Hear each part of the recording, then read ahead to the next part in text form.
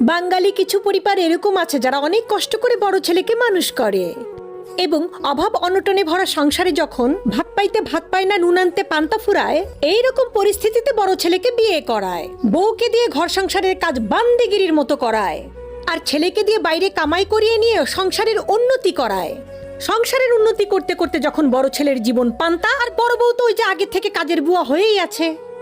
বড় ছেলের টাকা পয়সা দিয়ে যখন সংসারে উন্নতি হয়, সংসারে সচ্ছলতা আসে, তখন ছোট ছেলেকে করায় বিয়ে। বিয়ে করিয়ে ছোট ছেলের জন্য নিয়ে আসে জমিদারের মেয়ে। কারণ সংসারে তো এখন আর টাকা পয়সার অভাব নাই, জমিদাররা তো দেখে এমনি মেয়ে দিয়ে দিয়েছে। ছোট ছেলেকে বিয়ে দিয়ে জমিদারের মেয়ে নিয়ে আসার পর তখন আর বাবা মায়ের বড় ছেলেকে ভালো লাগে না। বড় ছেলে তখন তাদের কাছে খ্যাত, তার কথা বলার ঢং ভালো না, উঁচু লেভেলের সাথে মিশতে পারে না। বড় ছেলেকে তখন জাতের মনে হয় না, কোনো পদের মনে হয় না, আধুনিক মেন্টালিটি বলে তার মধ্যে কিছুই নেই। আর বড় ছেলের বউ, সে তো পুরোপুরি একদম